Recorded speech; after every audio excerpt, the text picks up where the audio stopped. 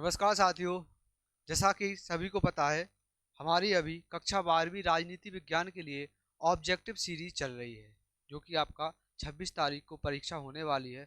उसके लिए अति महत्वपूर्ण होने वाला है। उसी सीरीज के चलते कल तक हमने 4 क्लासेस में 200 वस्तुनिष्ठ प्रश्नों को कंप्लीट कर लिया है। आज हम शुरू करने वाले हैं रिक्त स्थान, फिल इन द ब्लैंक्स। तो आज हम प्रश्न शुरू करने वाले हैं।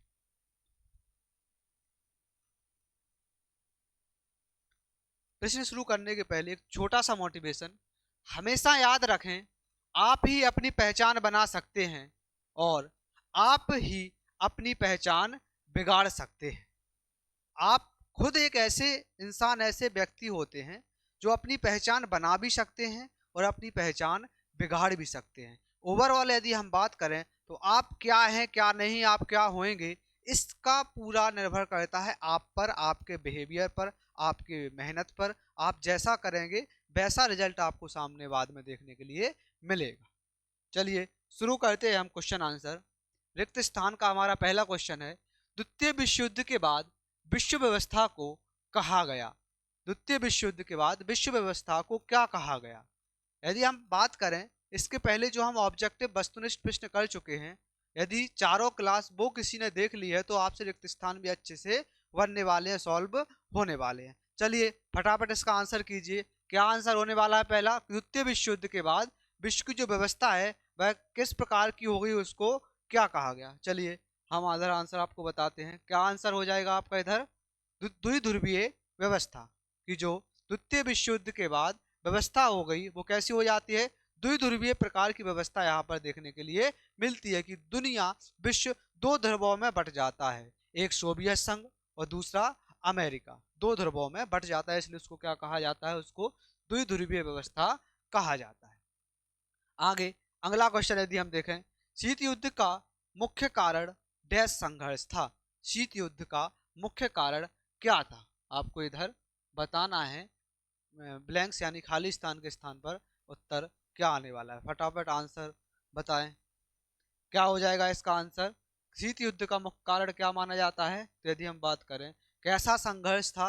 वैचारिक, दोनों शक्तियों के मध्य भावनात्मक वैचारिक संघर्ष था। ऐसा नहीं है कि यहाँ पर बहुत कुछ युद्ध लड़े गए हों, कुछ इस प्रकार से नहीं, यहाँ वैचारिक भावनात्मक संघर्ष था। एक दूसरे हथियार की होड़ में लगे रहे। अमेरिका वर्चस्वशाली था, उसकी टक्कर देने के लिए उसके होड़ में, हथियारों की होड़ में यदि हम बात करें सोवियत संघ लगा रहा। तो एक प्रकार से बोले वैचारिक भावनात्मक यहाँ पर लड़ाई थी या भावनात्मक यहाँ पर संघर्ष था। अगला क्वेश्चन, अमेरिका ने पूंजीवादी व्यवस्था को डैश कहा। अमेरिका ने पूंजीवादी व्यवस्था को क्या कहा था? क्या कहा? आंसर बताएं, क्या आंसर होने वाला है यहाँ पर? यदि हम बात करें तो लोकतंत्र। अमेरिका ने जो पूंजीवादी व्यवस्था है, पूंजीवादी व्यवस्था को क्या कहा था? पूंजीवादी व्यवस्था को लोकतंत्र कहा था। अच्छा, आप में से यदि कोई सोच रहा हो कि हम डायरेक्ट इधर आंसर लिख के क्यों लाए हैं, हम पेन से क्यों नहीं लिख रहे हैं, तो इसके पीछे का रीजन ये है कि यदि हम इधर हर क्वेश्चन का आंसर पेन से लिखेंगे तो समय थोड़ा ज़्यादा हो जाएगा। उस समय को बचाने के लिए कि कम समय में ज़्यादा कंटेंट आप तक पहुंचे, कम समय में ज़्यादा क्वेश्चन हम सॉल्व कर सकें, इसलिए इस तरीके को हमने अपनाया है कि आपको आंसर लिख के लाए हैं। आप इतना समय हम आपको दे रहे हैं कि आप उसका आंसर सोच लीजिए, फिर हम उसका आंसर आपको बता रहे हैं। चलिए अगला क्वेश्चन क्या है, सोवियत संघ समाजवादी विचारधारा का डैश था। सोवियत संघ समाजवादी विचारधारा का क्या था? समर्थक था या विरोधी था या क्या था? तो क्या आंसर हो जाएगा इसका यहाँ पर? नेतृत्व करता था। कैसा था? नेतृत्व करता था, यानी सोवियत संघ समाजवादी विचारधारा का नेतृत्व करने वाला था, सोवियत संघ। अगला क्वेश्चन, नाटो एक डैश संगठन है। नाटो किस प्रकार का संगठन है? नाटो के बारे में बताना है। NATO North Atlantic Treaty Organisation किस प्रकार का संगठन है? तो क्या आंसर हो जाएगा इसका? किस प्रकार का संगठन है नाटो? तो नाटो रहने वाला है आपका कैसा संगठन होगा? क्या हो गया इसको? नाटो आपका एक प्रकार से सैन्य संगठन होता है। कैसा संगठन होता है? सैन्य संगठन यहाँ पर देखने के लिए मिलता है। वार्सा संधि समाजवादी देशों का डैश संगठन है। जैसे नाटो एक सैन्य संगठन है, ऐसी वार्सा संधि जो है वह समाजवादी देशों का किस प्रकार का गठबंधन था? क्या आंसर होने वाला है इसका? इसका भी रहेगा सैन्य गठबंधन। कैसा था? सैन्य गठबंधन यहाँ पर रहता है।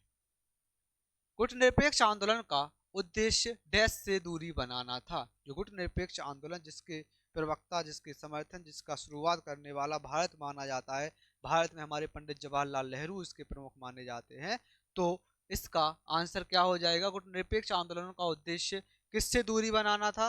तो जो भी हमारे सैन्य गुट थे, उन सैन्य गुटों से दूरी बनाना, कि हम किसी भी गुट में शामिल नहीं होंगे, हम स्वतंत्र विदेश नीति अपनाएंगे, स्वतंत्र रहेंगे। अगला, भारत गुटनिरपेक्ष आंदोलन का डैश सदस्य था। भारत जो है वह गुटनिरपेक्ष आंदोलन का कैसा सदस्य था? इसके पहले वाले यानी 7 वाले क्वेश्चन में ही हम उसका आंसर दे चुके हैं। तो भारत गुटनिरपेक्ष आंदोलन का क्या था? एक प्रकार से बोलेंगे हम संस्थापक सदस्य था, संस्थापक सदस्य माना जाता है। इसकी शुरुआत किसने की? तो भारत द्वारा ही इसकी शुरुआत करी गई। 1961 में NAM सम्मेलन डैश में हुआ। NAM सम्मेलन हुआ जो गुटनिरपेक्ष सम्मेलन से ही संबंधित है। इसका यह सम्मेलन कहाँ पर हुआ? तो आंसर दें, इसका सम्मेलन कहाँ पर हुआ? तो इसका सम्मेलन आपको कहाँ पर देखने के लिए मिलेगा?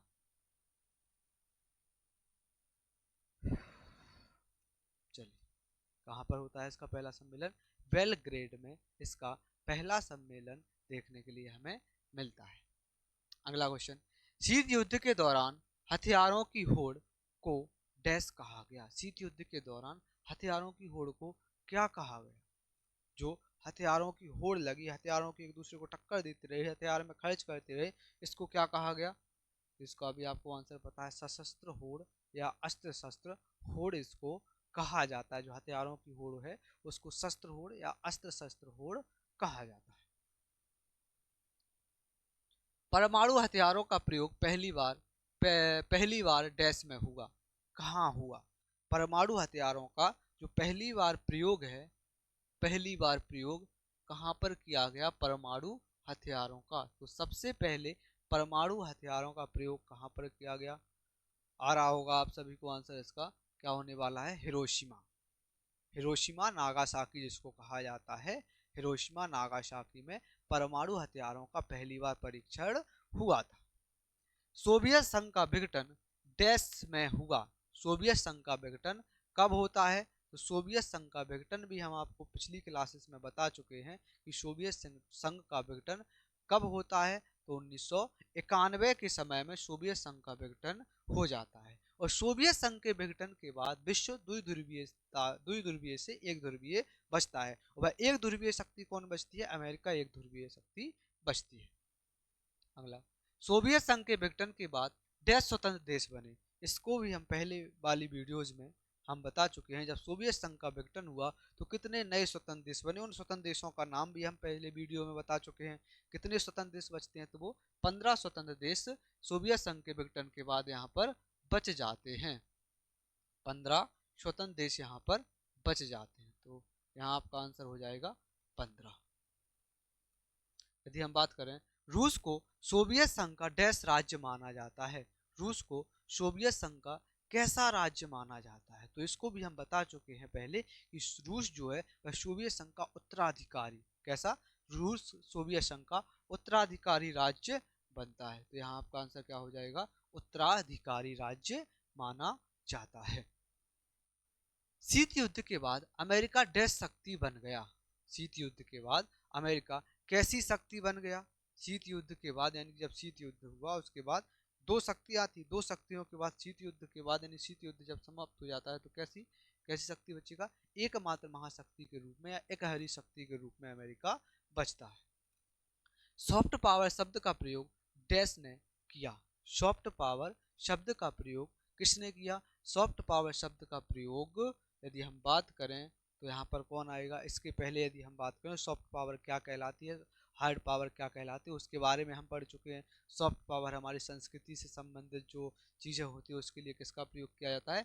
सॉफ्ट पावर का। और सॉफ्ट पावर शब्द पूछे, सॉफ्ट पावर शब्द किसने दिया? तो जोसेफ नाई ने सॉफ्ट पावर शब्द दिया है। हम थोड़ा जल्दी जल्दी चलेंगे क्योंकि इसकी हम जो हार्ड कॉपी है आप लोगों को पहले दे चुके हैं। अब हार्ड कॉपी के बाद आपने आंसर लगभग बना लिए होंगे, आप लोगों को आंसर मैच करना है, साथ ही आपको आंसर देना भी है कि कौन कौन से आंसर आपके क्या आ रहे हैं। आपको बाद में ये भी बताना है कि आपके कितने क्वेश्चन गलत हुए थे, कितने क्वेश्चन सही हुए थे।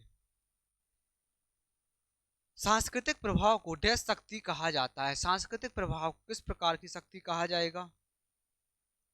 क्या होने वाला है यहाँ आंसर आपका? सॉफ्ट शक्ति। इसके पहले मैंने बताया सॉफ्ट शब्द है जो सॉफ्ट पावर, उसके लिए किसके सांस्कृतिक चीजों के लिए सॉफ्ट पावर शब्द का प्रयोग किया जाता है। तो सांस्कृतिक प्रभाव को सॉफ्ट शक्ति कहा जाता है। चीन में आर्थिक सुधार डैश के बाद शुरू हुआ। आर्थिक सुधार यहाँ पर कब, यानी कि कब, कौन सी सन मानी जाती है जिस सन के बाद आर्थिक सुधार यहाँ पर शुरू हुआ? तो क्या आंसर हो जाएगा आपका? 1978। चीन में 1978 के बाद आर्थिक सुधार यहाँ पर देखने के लिए हमें मिलता है। चीन की अर्थव्यवस्था को डैश समाजवाद कहा जाता है। किस प्रकार की समाजवाद चीन की अर्थव्यवस्था को कहा जाता है? तो आपका क्या आंसर होने वाला है यहाँ पर? बाजार समाजवाद। किस प्रकार की समाजवाद या क्या कहा जाता है उसको? तो उसको बाजार समाजवाद के नाम से जाना जाता है। कौन सी समाजवाद?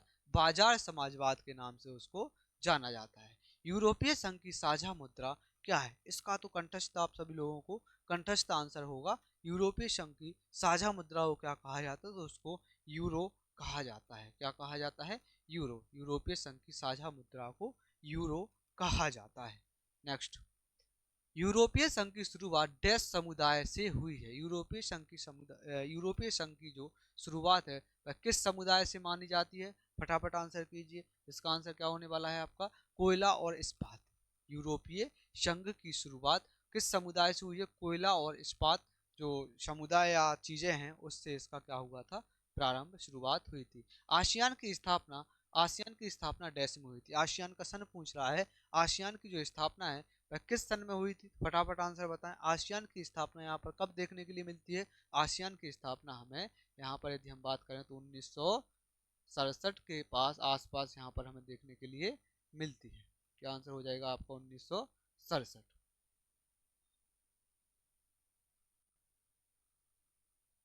1967 में यहाँ हमें इसकी स्थापना देखने के लिए मिलती है। नेक्स्ट, सार्क का मुख्यालय डैश में है, यानी कि सार्क का मुख्यालय कहाँ पर है? तो इस सार्क का मुख्यालय भी आपको बहुत अच्छे से पता है। सार्क का मुख्यालय कहाँ देखने के लिए मिलता है? काठमांडू, जो कि नेपाल में है। काठमांडू में सार्क का मुख्यालय हमें देखने के लिए मिलता है। यहाँ हमें सभी विद्यार्थी कमेंट बॉक्स में सार्क का फुल फॉर्म बताएंगे। सार्क का फुल फॉर्म क्या होता है इसका हम पिछली वीडियो में पूरा एक बता चुके हैं। इसका फुल फॉर्म, सब कार्य, सब कुछ बता चुके हैं। अब यहाँ पर आप हमें कमेंट बॉक्स में कमेंट करके बताएंगे कि सार्क का फुल फॉर्म क्या है। भारत डैश पाक युद्ध 1971 के बाद 1971 के बाद देश बना। भारत 1971 के बाद जो भारत पाकिस्तान का युद्ध हुआ था उसके बाद क्या बना था? इसका आंसर भी हम आपको दे चुके हैं कि जो पूर्वी पाकिस्तान था उसकी जगह पर किसका नाम दे दिया गया था। इसको भी आपको कमेंट बॉक्स में कमेंट करके बताना है कि इसका आंसर क्या सही है। भारत चीन सीमा विवाद का क्षेत्र डैश है। भारत चीन सीमा विवाद, जो भारत और चीन के मध्य विवाद है, उस सीमा विवाद है जो, उसका मुख्य कौन सा क्षेत्र है जिस क्षेत्र के चलते भारत और चीन के मध्य जो विवाद है वह बना हुआ है या बना था? क्या आंसर होने वाला है इसका? तो इसको आप सभी को पता है, अक्साई चीन आंसर यहाँ पर होने वाला है। अक्साई चीन, अक्साई चीन यहाँ पर इसका आंसर हो जाएगा। अक्साई चीन। अगला क्वेश्चन है, संयुक्त राष्ट्र की स्थापना डैश वर्ष में हुई। संयुक्त राष्ट्र की स्थापना कब हुई? इसका आपको आंसर देना है। संयुक्त राष्ट्र है जो, संयुक्त राष्ट्र की स्थापना किस वर्ष में यहाँ हमें देखने के लिए मिलती है? तो आपको क्या आंसर हो जाएगा इसका? संयुक्त राष्ट्र की स्थापना 1945 में द्वितीय विश्व युद्ध के बाद ही इसकी स्थापना कर दी जाती है। तो 1945। संयुक्त राष्ट्र का चार्टर डैश में हस्ताक्षरित हुआ। संयुक्त राष्ट्र का जो चार्टर है, संयुक्त राष्ट्र के चार्टर कब हस्ताक्षरित हुआ? किस सन में हस्ताक्षरित हुआ? तो क्या होगा? San Francisco. कहाँ पर हस्ताक्षरित हुआ है इसका? सैन फ्रांसिस्को में इसका संयुक्त राष्ट्र संघ का चार्टर हस्ताक्षरित हुआ है, इसके पर हस्ताक्षर किए गए। सुरक्षा परिषद में कुल 10 सदस्य होते हैं। इसका आंसर आप सभी को बताना है। आप पिछली वीडियो में इसका कई बार हम इस चीज को सॉल्व कर चुके हैं, विस्तार पूर्वक सॉल्व कर चुके हैं। क्या हो जाएगा, इसमें टोटल कितने सदस्य होते हैं? टोटल इसमें 15 सदस्य होते हैं। अब यहाँ आपको कमेंट बॉक्स में कमेंट करके बताना है कि ये जो 15 सदस्य होते हैं इनमें से स्थायी सदस्य कितने होते हैं और इनमें से अस्थायी सदस्य कितने होते हैं। दोनों क्वेश्चंस का आंसर आप सभी को कमेंट बॉक्स में बताना है कि इसके स्थायी और अस्थायी सदस्य कितने होते हैं। वीटो शक्ति केवल 10 सदस्यों को प्राप्त है। वीटो शक्ति केवल किन सदस्यों को? वीटो शक्ति के बारे में हमने पिछली वीडियो में आपको बताया था। भारत में वीटो शक्ति राष्ट्रपति को प्राप्त है। 3 प्रकार के वीटो होते हैं, अनुच्छेद वगैरह हर एक चीज हमने उसकी बताई हुई थी। कौन सा वीटो किस कारण से होता है, क्या उनका मतलब होता है, हर एक चीज हमने बताई थी। इधर हम बात करें वीटो शक्ति शक्ति केवल 10 सदस्यों यानी किन सदस्यों को है, तो जो हमने पिछले क्वेश्चन पढ़ा है अभी कि ये जो सुरक्षा परिषद है इसमें कुल 15 सदस्य होते हैं, इनमें से कुछ सदस्यों को वीटो शक्ति प्राप्त होती है। तो कितने जो स्थायी सदस्य होते हैं उन स्थायी सदस्यों को यहाँ पर वीटो शक्ति प्राप्त होती है। और स्थायी सदस्य यहाँ पर कितने होते हैं? तो 5 यहाँ पर स्थायी सदस्य होते हैं और स्थायी सदस्यों को यहाँ पर वीटो शक्ति प्राप्त होती है। मानवाधिकारों की घोषणा डैश में की गई। मानवाधिकारों की घोषणा कब की गई? जो मानव के अधिकार है इसके बारे में जो पिछली वीडियो बनी हुई है उन वीडियो में भी मानव अधिकार का क्वेश्चन आया हुआ था, जो हमने बताया था कि इसका जो स्थापना है या इसकी जो घोषणा है 1948 में यहाँ हमें देखने के लिए मिलती है। 1948 में मानव अधिकारों की घोषणा की गई थी। पारंपरिक सुरक्षा का केंद्र डैश होता है। जो पारंपरिक सुरक्षा है, पारंपरिक सुरक्षा का केंद्र किसे माना जाता है? या हम बात करें जो पारंपरिक सुरक्षा है किसको केंद्रित करके माना जाता है कि भैया परंपरा के अनुसार ये पारंपरिक सुरक्षा हो या अपारंपरिक सुरक्षा हो। इन दोनों की चीजों के बारे में अच्छे से हम आपको विस्तार पूर्वक पिछली वीडियोज में बता चुके हैं कि जो पारंपरिक होता है वो सैन्य बल पर आधारित होता है, सैन्य शक्ति पर आधारित होता है, बाहरी सीमाओं पर आधारित होता है, जबकि अपारंपरिक अलग होता है। पारंपरिक सुरक्षा का केंद्र राज्य होता है। क्या होगा? राज्य होगा। इसका जो भी केंद्र रहेगा वो राज्य रहता है। और गैर पारंपरिक सुरक्षा में डैश शामिल होता है। तो गैर पारंपरिक सुरक्षा में क्या शामिल होगा? जो बाहर बाद की चीजें होती हैं, आंतरिक चीजें हो गई, बीमारियां हो गई, कुछ आंतरिक अलगाव हो गया, विरोध हो गया, ये सब चीजें काय में शामिल, आतंकवाद हो गया, साइबर अपराध हो गया, ये सब काय में आएगा? गैर पारंपरिक के अंतर्गत आता है। तो इसमें क्या होगा? गैर पारंपरिक सुरक्षा में पर्यावरण शामिल होता है। जो आप पर्यावरण को भी क्षति पहुंचाओगे तो वो भी किसके अंतर्गत आएगा? गैर पारंपरिक के अंतर्गत आता है। आतंकवाद एक डैश खतरा है। आतंकवाद किस प्रकार का खतरा है, कैसा खतरा है? पारंपरिक, गैर पारंपरिक। अभी मैंने बताया है आतंकवाद किस प्रकार का। तो आतंकवाद गैर पारंपरिक खतरा होता है। आतंकवाद गैर पारंपरिक खतरा होता है। वैश्वीकरण का प्रभाव सबसे अधिक क्षेत्र पर पड़ा।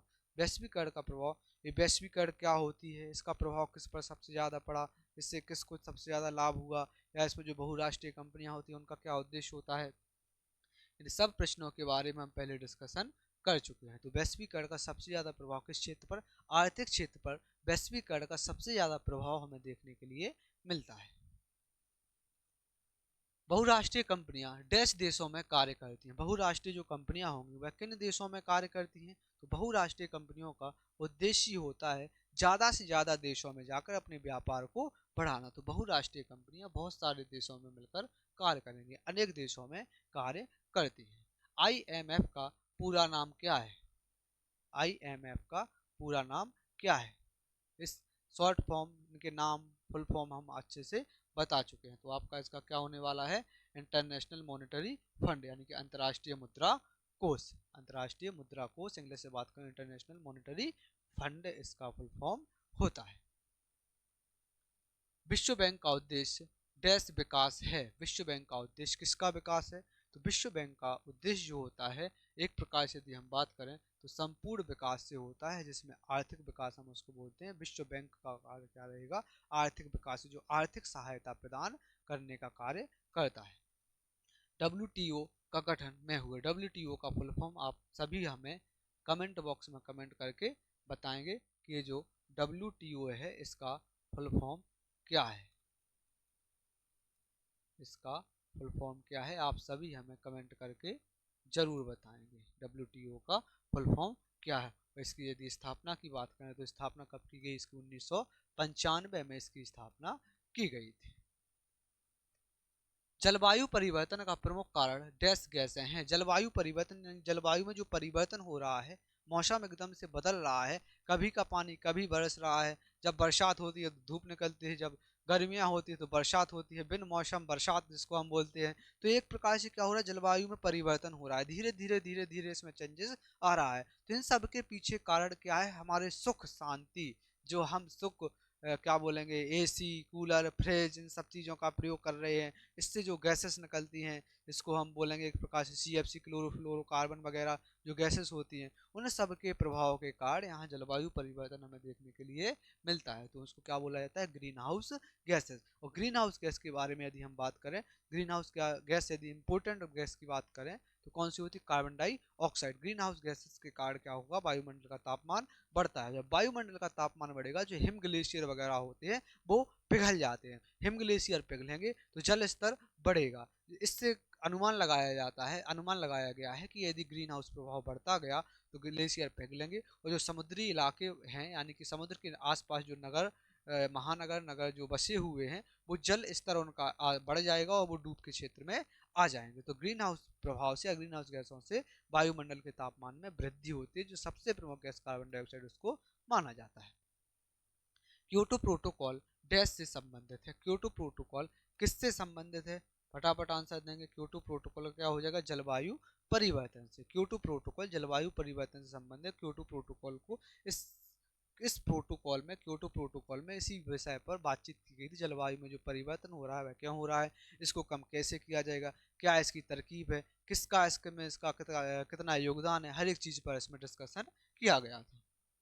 मानव सुरक्षा का केंद्र डैश होता है। जो मानव सुरक्षा है, मानव सुरक्षा का केंद्र कौन होगा, बताओ कैसा क्वेश्चन है। इस क्वेश्चन को कोई गलत कर दे, मानव सुरक्षा का केंद्र कौन, जानवर होगा क्या, कुत्ता बिल्ली भैंस गाय बकरी, ऐसा होने वाला है क्या।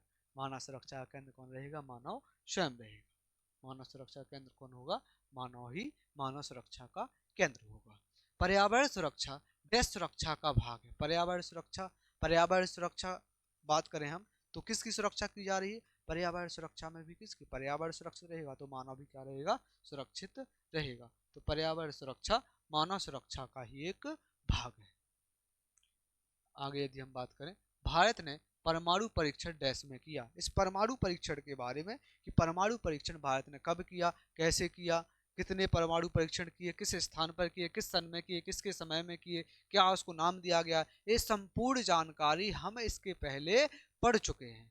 जो भी विद्यार्थी जिन्होंने अभी इसके पहले की वीडियोज नहीं देखी है, पहले वो जाके वो वीडियो जरूर देखें, उसमें भी आपका बहुत ही महत्वपूर्ण कंटेंट छिपा हुआ है। यदि हम बात करें परमाणु परीक्षण कब किया गया, यदि यहाँ करें, एक तो 1974 में किया था, दूसरा 1998 में किया था। तो यहाँ आंसर क्या दिया गया, 1998। और पहला कब किया गया था, 1974 में। ये पहला है, ये पहला यहाँ पर हमें देखने के लिए मिलता है।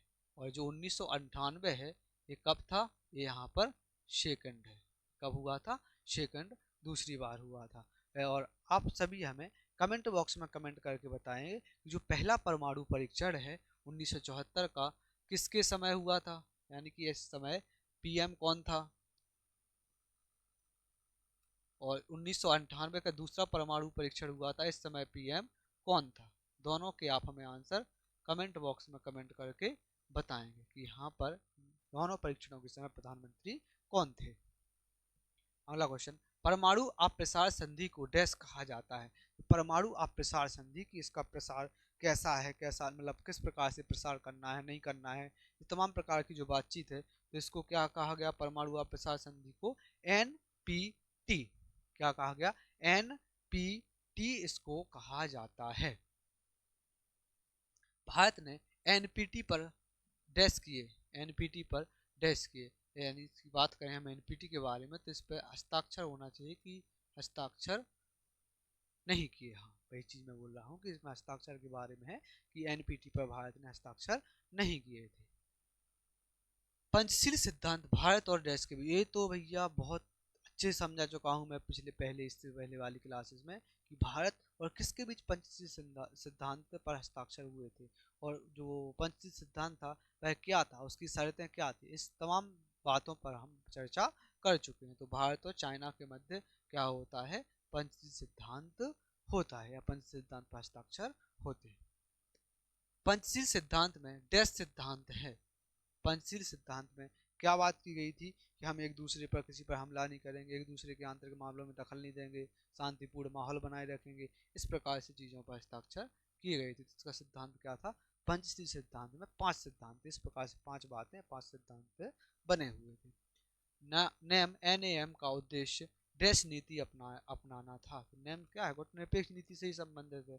तो कौन सी नीति, गुटनिरपेक्ष नीति अपनाना इसका मुख्य उद्देश्य था। NAM का गुटनिरपेक्ष नीति अपनाना इसका प्रमुख उद्देश्य था।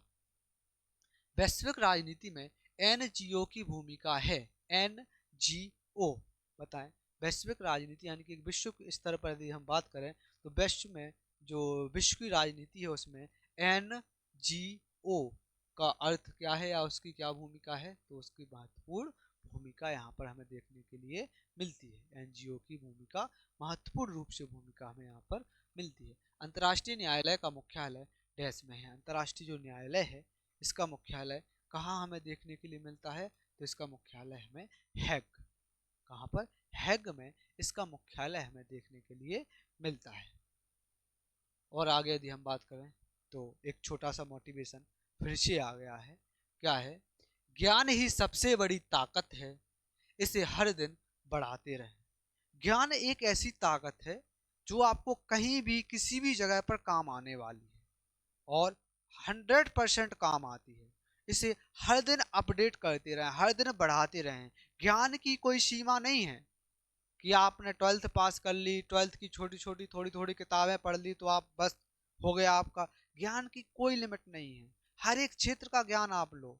पढ़ाई है, व्यवहारिक जीवन है, सामाजिक जीवन है, हर एक चीज का ज्ञान, जहां से आपको ज्ञान मिल रहा है वहां से आप ज्ञान अर्जित करें। ज्ञान की कोई लिमिट नहीं है, तो आप ज्ञान को हर दिन दिन प्रतिदिन बढ़ाते रहें। चलिए, संयुक्त राष्ट्र महासभा का प्रत्येक देश को डैश मत मिलता है। इसको भी हम कर चुके हैं पहले वीडियो में। प्रत्येक सदस्य को कैसा, हर एक सदस्य को एक मत यहाँ पर प्राप्त होता है। प्रत्येक सदस्य को एक मत प्राप्त होता है। वैश्विक आर्थिक संकट डैश में आया। वैश्विक आर्थिक संकट, आर्थिक संकट की यदि हम बात करें कब यहाँ हमें देखने के लिए मिलता है, 2008 में। वैश्विक आर्थिक संकट 2008 में यहाँ हमें देखने के लिए मिलता है।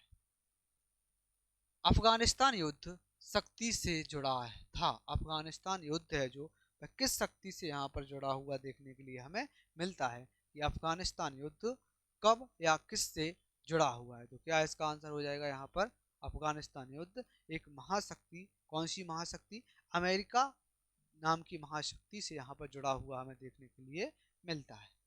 शीत युद्ध के दौरान विश्व किन गुटों में, विश्व 2 गुटों में यहाँ पर बट जाता है। शीत युद्ध के दौरान विश्व कितने गुटों में, विश्व 2 गुटों में यहाँ हमें बटा हुआ देखने के लिए मिलता है। भारत की विदेश नीति का आधार डैश है। भारत की विदेश नीति का आधार क्या है, गुटनिरपेक्ष नीति, कि हम किसी भी गुट में शामिल नहीं रहेंगे। तो यहाँ पर इसका क्या आंसर होने वाला है, भारत की जो विदेश नीति है वह गुटनिरपेक्ष या राष्ट्रीय हित, गुटनिरपेक्षता या राष्ट्रीय हित यहाँ पर इसकी नीति का मुख्य आधार था। दक्षिण एशिया में तनाव का प्रमुख कारण है। दक्षिण एशिया में तनाव का प्रमुख कारण क्या है, तो जो यहाँ पर हम बात करें तनाव का प्रमुख कारण है, तो यहाँ पर जो आपसी चीजें होती हैं, आपसी यानी कि हम बात करें एक प्रकार सीमा विवाद हो गया, ये चीजें, तो यहाँ पर सीमाओं को लेकर मुख्यतः विवाद बना ही रहता है। भारत श्रीलंका समझौता डैश में हुआ। भारत और श्रीलंका के बीच समझौता किस सन में यहाँ हमें देखने के लिए मिलता है, फटाफट आंसर बताएं, किस सन में यहाँ हमें आंसर देखने के लिए मिलता है। तो भारत और श्रीलंका के मध्य हमें यहाँ पर समझौता मिलता है वह 1987 में यहाँ हमें भारत और श्रीलंका के मध्य समझौता देखने के लिए मिलता है। ब्रिक्स का बी डैश को दर्शाता है। ब्रिक्स में जो सदस्य शामिल हैं उनमें से यदि हम बी बात करें तो बी यहाँ पर क्या देखने के लिए मिलता है, बी से हमें B4 मिलता है, यहाँ पर हमें ब्राजील। बी ब्रिक्स का बी क्या दर्शाता है, तो ब्रिक्स का बी है जो वह यहाँ पर ब्राजील को दर्शाता है। G20 में कुल डैश देश हैं, G20 में कुल यहाँ पर कितने देश हैं, इसके यहाँ पर पूछा गया है। तो यहाँ पर क्या आपका आंसर हो जाएगा, G20 में यहाँ पर टोटल कितने देश हमें यहाँ पर देखने के मिलेंगे, G20 में यहाँ पर 20 यानी कि 20 देश यहाँ पर हमें देखने के लिए मिलते हैं।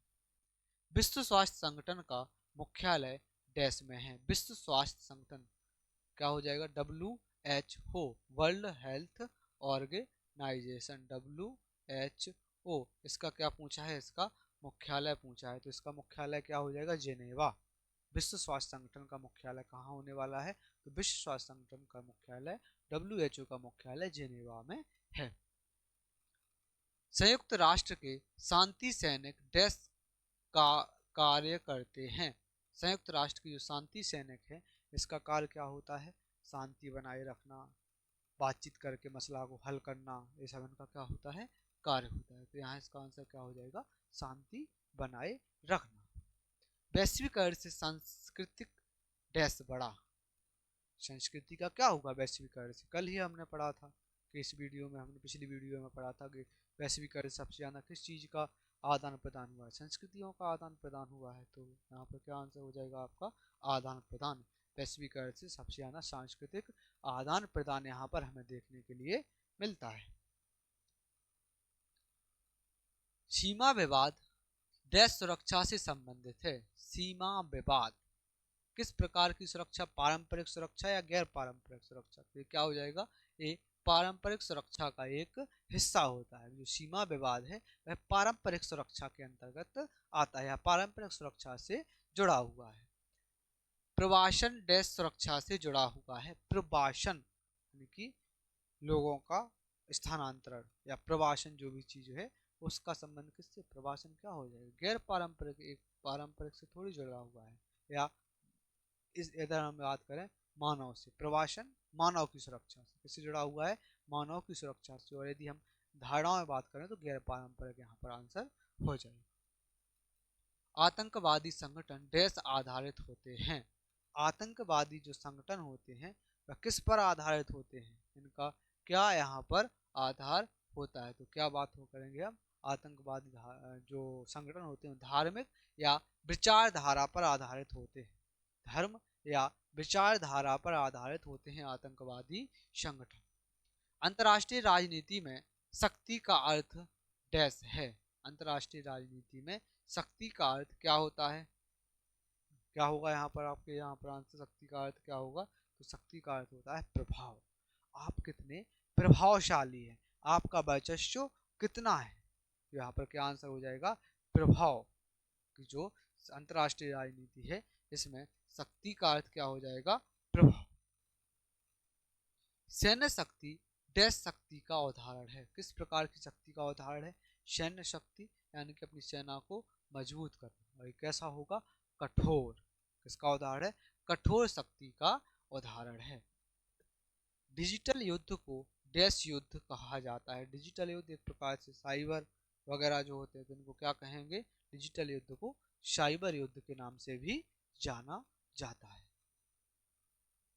चीन संयुक्त राष्ट्र का डैश सदस्य है। कैसा सदस्य चीन, स्थायी सदस्य है या अस्थायी सदस्य है, तो चीन जो है वह संयुक्त राष्ट्र संघ का स्थायी सदस्य यहाँ पर हमें देखने के लिए मिलता है। चीन संयुक्त राष्ट्र संघ का कैसा स्थायी सदस्य यहाँ पर हमें देखने के लिए मिलता है। रूस का क्षेत्रफल विश्व में डैश है। रूस का क्षेत्रफल यदि हम बात करें तो विश्व में एक बहुत बड़े रूप में हमें देखने के लिए मिलता है, तो सबसे बड़ा यहाँ पर आंसर हो जाएगा। यूरोपीय संसद देश द्वारा चुनी जाती है। तो यूरोप की संसद है वह किसके द्वारा चुनी जाती है, तो जैसे नॉर्मल ही तरीका है, किसके द्वारा चुनी जाएगी, क्या हो जाएगा यहाँ पर आंसर, जनता द्वारा, लोगों द्वारा चुनी जाती है, जनता द्वारा चुनी जाती है यूरोप की संसद। शीत युद्ध का अंत डैश के साथ माना जाता है। किसके अंत के बाद शीत युद्ध का अंत हो जाता है, तो कई बार ये क्वेश्चन अभी हम पढ़ चुके हैं। शीत युद्ध का अंत किसके अंत के बाद माना जाता है? तो शीत युद्ध का अंत हो जाएगा आपका यूरोप, क्या बोलेंगे इसको, सोवियत संघ के विघटन के बाद ही शीत युद्ध का अंत माना जाता है। सोवियत संघ के विघटन के बाद ही शीत युद्ध का अंत माना जाता है। भारत ने पहला परमाणु परीक्षण डैश में किया था। इसके पहले हम क्वेश्चन पढ़ के आए हैं, वहां हमने होमवर्क भी आपको दिया है। उम्मीद है अब तक आप कमेंट कर चुके होंगे कि उसका आंसर वहां पर क्या है। तो अब यहाँ उसका आपको आंसर भी मिल गया है। पहला परीक्षण जो इसने किया था वह 1974 में, आंसर 74 में इसका पहला परीक्षण किया था, और दूसरा परीक्षण 1998 में किया था। NAM का सचिवालय कहाँ है? इसका जो सचिवालय है यानी गुटनिरपेक्ष है, इसका कोई स्थायी सचिवालय या मुख्यालय नहीं होता। इसके पहले भी क्वेश्चन इसका आया हुआ है। विश्व बैंक की स्थापना डैश में हुई है। विश्व बैंक जो है तो इसकी स्थापना कहाँ हुई है? विश्व बैंक का कार्य क्या होता है, उद्देश्य क्या है? वह आर्थिक मदद करता है। तो विश्व बैंक का जो पूछा गया है कि विश्व बैंक की स्थापना यहाँ पर कब हुई है, तो 1944 में विश्व बैंक की स्थापना हुई थी। कब होती है? 1944 में। IMF का मुख्यालय डैश में स्थित है। इसका हम फुल फॉर्म भी बता चुके हैं, इसका अर्थ क्या होता है वो भी बता चुके हैं। अब पूछा है इसका मुख्यालय, तो वाशिंगटन DC में इसका मुख्यालय है। इंटरनेशनल मॉनेटरी फंड अंतर्राष्ट्रीय मुद्रा कोष, इसका मुख्यालय कहाँ पर है? वाशिंगटन DC में इसका मुख्यालय है। संयुक्त राष्ट्र दिवस डैश को मनाया जाता है। संयुक्त राष्ट्र दिवस कब मनाया जाता है? तो इसकी स्थापना 1945 में होती है। संयुक्त राष्ट्र संघ की स्थापना, संयुक्त राष्ट्र संघ का यदि हम बात करें, इस दिवस कब मनाया जाएगा? तो 24 अक्टूबर को इसका दिवस संयुक्त राष्ट्र दिवस के रूप में मनाया जाता है। मानव अधिकार आयोग डैश संस्था है। क्या है? मानव अधिकार आयोग किस प्रकार की संस्था है? तो एक स्वायत्त, एक स्वतंत्र संस्था है, इसमें किसी का कोई हस्तक्षेप नहीं है। तो क्या आंसर हो जाएगा? मानव अधिकार आयोग किस प्रकार की? तो एक स्वायत्त संस्था है। कैसी संस्था है? एक स्वायत्त संस्था है। वैश्विक तापमान वृद्धि को डैश कहा जाता है। पूरे विश्व में जो तापमान की वृद्धि हो रही है, तो इस वैश्विक तापमान वृद्धि को किस नाम से जाना जाता है? इसको क्या कहा जाता है? तो क्या आंसर हो जाएगा आपको यहाँ पर? Global warming. वैश्विक ताप वृद्धि को क्या कहा जाएगा? वैश्विक ताप वृद्धि को ग्लोबल वार्मिंग के नाम से यहाँ पर जाना जाता है। ओजोन परत का क्षरण डैश से होता है। ओजोन परत का जो क्षरण है वह किससे होता है? जो आपकी क्लोरोफ्लोरो गैसेस है, या ग्लोबल वार्मिंग को प्रभावित करने वाले ग्लोबल वार्मिंग जो गैसेस है, उनके कारण यहाँ ओजोन परत को सबसे ज़्यादा नुकसान होता है। CFC क्लोरोफ्लोरो कार्बन गैसें जो है, इससे सबसे ज़्यादा ओजोन परत को क्षरण नुकसान होता है। पर्यावरण सम्मेलन में हुआ, यानी कि पर्यावरण सम्मेलन कब हुआ? तो हम यदि बात करें, दो पर्यावरण सम्मेलन की हमें यहाँ पर बात मिलती है। तो सबसे पहला पर्यावरण जो सम्मेलन है वो कब होता है? स्टॉकहोम 1972 में होता है। दूसरा होता है रियो डी जेनेरो 1992 में। आप कोई भी आंसर दे देंगे, दोनों आंसर सही रहेंगे। यदि पहला दूसरा पूछेगा तो आपको प्रॉपर देना पड़ेगा, नहीं तो कोई भी सही माना जाएगा। अब दोनों ही सम्मेलनों में पर्यावरण सुरक्षा से संबंधित मामलों पर, विवादों पर, मुद्दों पर बहस चर्चा हुई है। शीत युद्ध में हथियारों की दौड़ को क्या कहा गया? शीत युद्ध के दौरान जो हथियारों की दौड़ थी, हथियारों की होड़ थी, उसको क्या कहा गया? तो सशस्त्र दौड़ ही उसको हम सशस्त्र होड़ ही उसको बोल सकते हैं। सशस्त्र दौड़ या सशस्त्र होड़ उसको बोल सकते हैं। अंतर्राष्ट्रीय संबंधों में यथार्थवाद पर बल देता है। किस पर बल देता है? अंतर्राष्ट्रीय संबंधों में यथार्थवाद जो सत्य है, उस सत्यता जो है वह किस पर? शक्ति पर प्रमुख रूप से बल देता है। उदारवाद डैश पर बल देता है। यथार्थवाद शक्ति पर बल देता है, तो उदारवाद किस पर बल देता है? उदारवाद सहयोग पर बल देता है। यथार्थवाद शक्ति पर बल देता है, उदारवाद सहयोग पर बल देता है। संयुक्त राष्ट्र में भारत की भूमिका कैसी रही? संयुक्त राष्ट्र में भारत की जो भूमिका है वह किस प्रकार से हमें यहाँ पर देखने के लिए मिलती है? तो सक्रिय रूप से यहाँ पर भारत की भूमिका हमें देखने के लिए मिलती है कि भारत की भूमिका यहाँ पर कैसी हो जाती है। तो भारत की भूमिका यहाँ पर सक्रिय रूप से हमें देखने के लिए मिलती है। वैश्विक राजनीति में मीडिया की भूमिका क्या है? इस मीडिया के बारे में हम पहले 2 से 3 क्वेश्चन करके आए हैं कि मीडिया की भूमिका क्या होती है। मीडिया जो है वह रूबरू कराना, चीज़ों से जागरूक कराना, प्रभावशाली एक प्रकार से हमें यहाँ पर भूमिका यहाँ पर इसकी देखने के लिए मिलती है, जो सत्यता से लोगों को रूबरू कराती है। सीमा सुरक्षा डैश सुरक्षा का भाग है। किस प्रकार की सुरक्षा का भाग है? पारंपरिक या गैर पारंपरिक? तो ये क्या आंसर होने वाला है इसका? सीमा सुरक्षा गैर पारंपरिक सुरक्षा का, सॉरी, पारंपरिक सुरक्षा का भाग है। गैर पारंपरिक सुरक्षा के अंतर्गत क्या आ जाता है? आंतरिक चीजें, बीमारियां, साइबर अपराध वगैरह, आतंकवाद वगैरह, ये सब गैर पारंपरिक के अंतर्गत आ जाता है।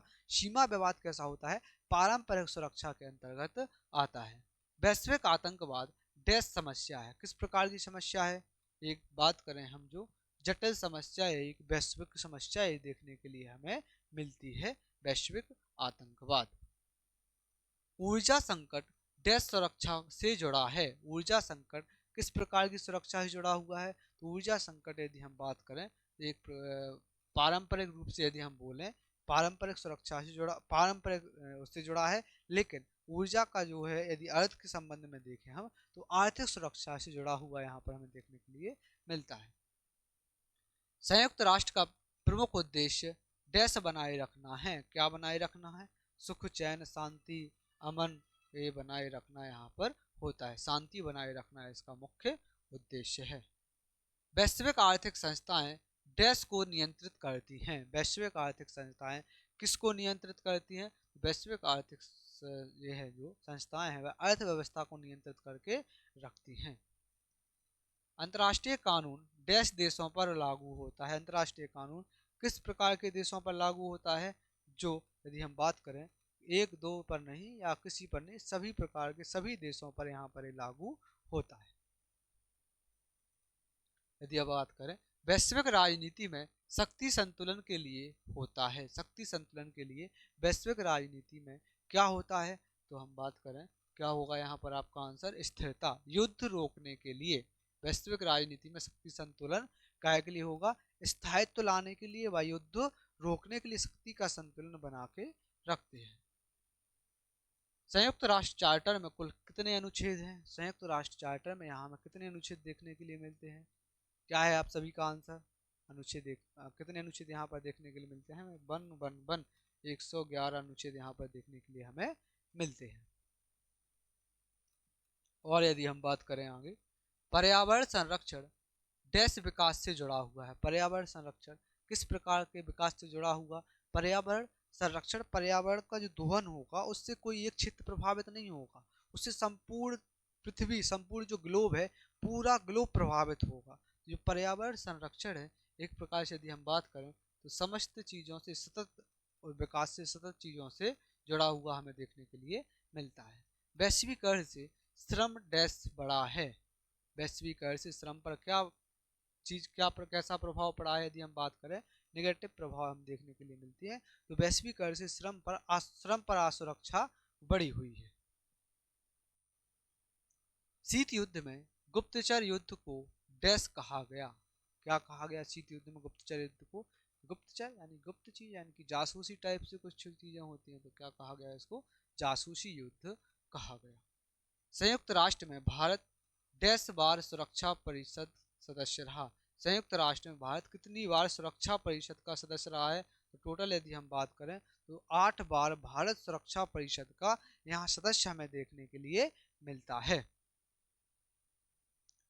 अंतर्राष्ट्रीय राजनीति में नैतिकता डैश भूमिका निभाती है। किस प्रकार की भूमिका? अंतर्राष्ट्रीय राजनीति में नैतिकता जो है, नैतिकता किस प्रकार की भूमिका यहाँ निभाती है? तो क्या आंसर हो जाएगा? महत्वपूर्ण भूमिका यहाँ पर नैतिकता निभाती है। शीत युद्ध के बाद विश्व डैश ध्रुवीय हुआ। जब शीत युद्ध की समाप्ति हो जाती है, जो विश्व है वह कैसी शक्ति बचती है? बता चुका हूँ। शीत युद्ध का अंत कैसे होता है? सोवियत संघ के विघटन के साथ ही शीत युद्ध का अंत भी हो जाता है। सोवियत संघ का विघटन कब होता है? 1991 में होता है। और सोवियत संघ के विघटन के बाद दो शक्तियों में से एकमात्र महाशक्ति अमेरिका यहाँ पर बचती है। तो क्या क्वेश्चन पूछा गया? शीत युद्ध के बाद विश्व डैश ध्रुवीय होगा। कैसा ध्रुवीय होगा? एक ध्रुवीय होगा, क्योंकि एक ही शक्ति यहाँ पर बचती है। तो शीत युद्ध के बाद कैसा? एक ध्रुवीय यहाँ पर हमें देखने के लिए मिलता है। और ये हमारे 100 क्वेश्चन पूरे हो जाते हैं। इसके बाद फिर एक मोटिवेशन, मंजिल पे जिन्हें जाना है तूफानों से डरा नहीं करते। क्या है? मंजिल पर जिन्हें जाना है तूफानों से डरा नहीं करते, तूफानों से जो डरे मंजिल कभी पाया नहीं करते। कि जो व्यक्ति तूफान से डर जाएंगे वो अपनी मंजिल पर नहीं पहुंच पाएंगे, और जिन व्यक्तियों को मंजिल पर जाना है वो तूफानों से डरते नहीं है। तो कोई भी अड़चन, रुकावट, बाधाएं हमारे मार्ग में आ रही हैं, हमें उन बाधाओं को, उन रुकावटों को रौंदते हुए आगे बढ़ना है और अपनी मंजिल को प्राप्त करना है। आप सभी विद्यार्थियों को लगातार अच्छे से मेहनत करना है, पूरे सब कुछ क्वेश्चन आंसर ऑब्जेक्टिव वस्तुनिष्ठ जो है आप अच्छा सिलेबस, पूरा सिलेबस अच्छे से रिवाइज कर लेना है, अच्छे से पढ़ लेना है, फिर परीक्षा में बैठना है। और परीक्षा में जब आप पूरी तैयारी के साथ जाएंगे तो जरूर आपके नंबर आएंगे, और आप सिर्फ अच्छे ही नंबर नहीं आएंगे, आप अपने स्तर पर, राज्य स्तर पर, जिला स्तर पर आप टॉप भी करके दिखाएंगे, और आप अपने क्षेत्र, अपने घर वालों का, सब परिवार का नाम भी रोशन करेंगे। तो डरना बिल्कुल नहीं है, लगातार प्रयास करते रहना है। जब आप प्रयास करेंगे तो सफल भी जरूर होंगे। और आपको साथ में ये भी बताना है कि आपको क्लास कैसी लग रही है, आपको किस टॉपिक में समस्या आ रही है, किन प्रश्नोत्तर में समस्या आ रही है, आपको कमेंट बॉक्स में कमेंट करके जरूर बताना है। फिर आपको उस टॉपिक पर भी वीडियो अवश्य प्राप्त होने वाली है। ये देख रहे हो, इस छोटी सी बच्ची को उंगली करके बोल रही है कि आप सभी को क्या करना है, कमेंट बॉक्स में कमेंट करके जरूर बताना है।